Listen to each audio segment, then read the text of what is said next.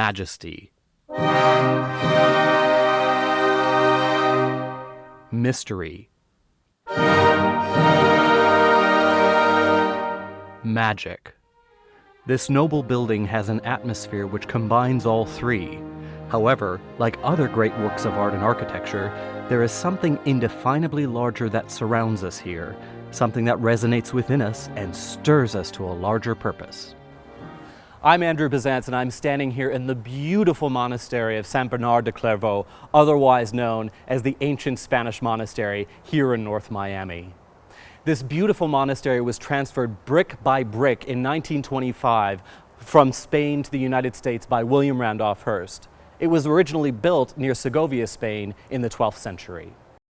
Walking along its colonnades and pathways, through its portals and porticos, it's easy to feel as if you're in another place and time, and that at any moment something unexpected may happen. I'd like to tell you about another such work that combines the elements of magic, mystery, and majesty with one other: glorious, glorious music. This work is an opera written by the greatest of all composers for the stage, and like the noble architecture of these columns, his music inspires us to feel something more than our seemingly mundane day-to-day existence. His music inspires us to feel something fantastical, something spiritual, something emotional. To put it another way, his music inspires us to feel enlightened. It's a story of princes and dragons, of birdmen and queens, of magic spirits and mysterious rituals, a story where no character is what he seems to be: the Magic Flute. The Magic Flute, or Die Zauberflöte as it's known in German, was Mozart's final completed work. He would see its premiere, but he would not live to see its enormous success. In the 1780s, Wolfgang Amadeus Mozart was at the peak of his fame, if not the peak of his fortunes. His symphonies, concerti, and operas were well known and loved.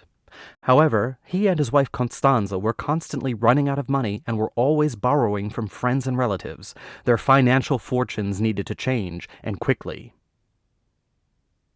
Mozart was approached by the Viennese theater owner Emanuel Schikaneder to commission a new work. Schikaneder was falling behind at the box office and needed something popular, something original, something to draw the crowds. See, in the late 18th century, the Viennese public became fascinated with something known as Zauber operas, or magic operas, Zauber being the German word for magic. The Viennese audience is delighted to a great number of these productions. Two of the most famous were known as Das Irrlicht, or Will o' the Wisp, and Casper the Bassoonist.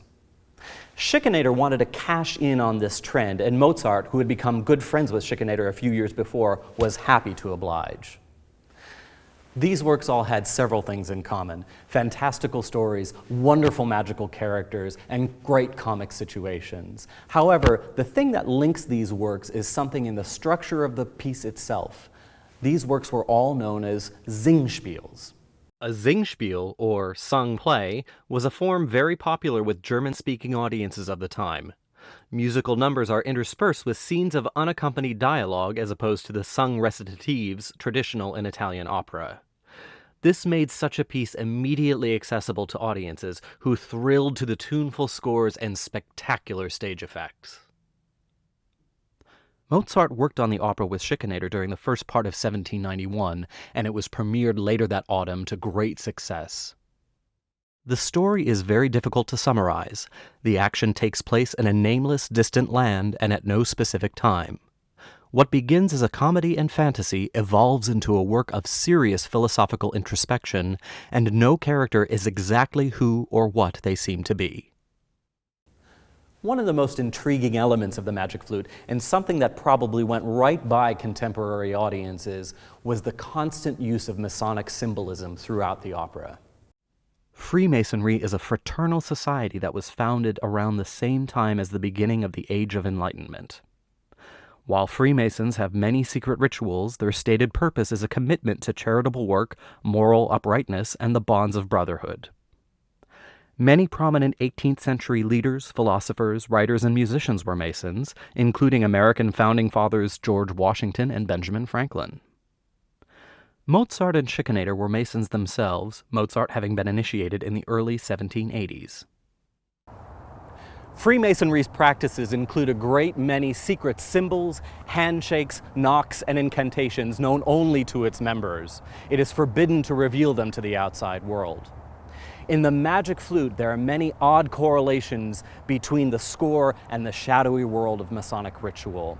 Right from the very beginning of the overture, there are 3 solemn chords sounded in the orchestra.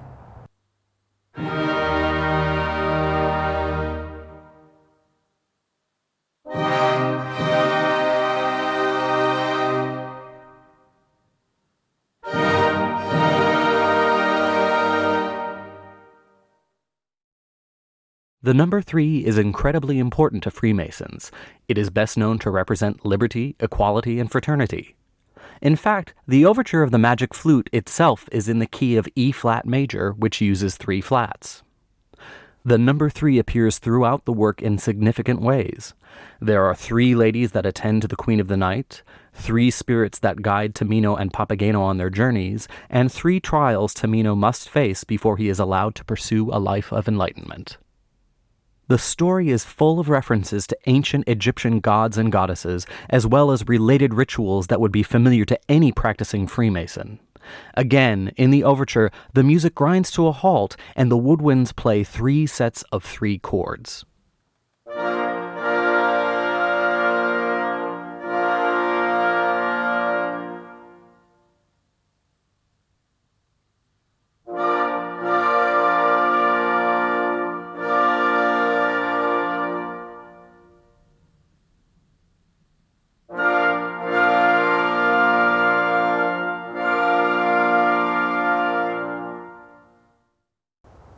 These chords are thought to represent the knocking of an initiate.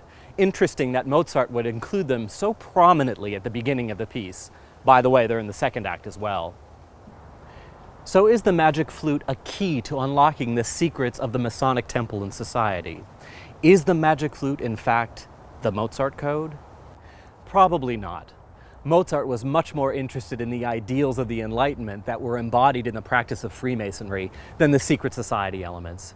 He and Schikaneder probably chose elements of Freemasonry that favored their story, and in Mozart's case, telling the best story was always the primary goal. Mozart was a great theatrical innovator. In his operas The Marriage of Figaro, Don Giovanni, and Così fan tutte, he combined characters from 2 very different kinds of theatrical traditions in a way that had never been heard before. The story and the character was now as equally as important as the music. In fact, the music now served to tell every moment of the story. In the Magic Flute, Mozart takes this new kind of musical storytelling to the extreme. These characters may have had a basis in theatrical and operatic tradition, but they'd never been heard like this before. A perfect example of this is the character of the Queen of the Night. In the second act of the Magic Flute, she berates her daughter Pamina for her wavering loyalty and orders her to kill Zoroastro. She sings an amazing aria, one of the most famous ever written, in fact, replete with high Fs to drive home her dramatic point. Now, to be sure, many arias had been written in this virtuosic way and inserted into operas all the way back to the Baroque for specific singers. But it was Mozart's particular genius to figure out how to take such an aria and make it work for the story. Let's listen to this fantastic aria, Die Hölle Rache kocht in meinen Herzen, The Revenge of Hell boils in my heart.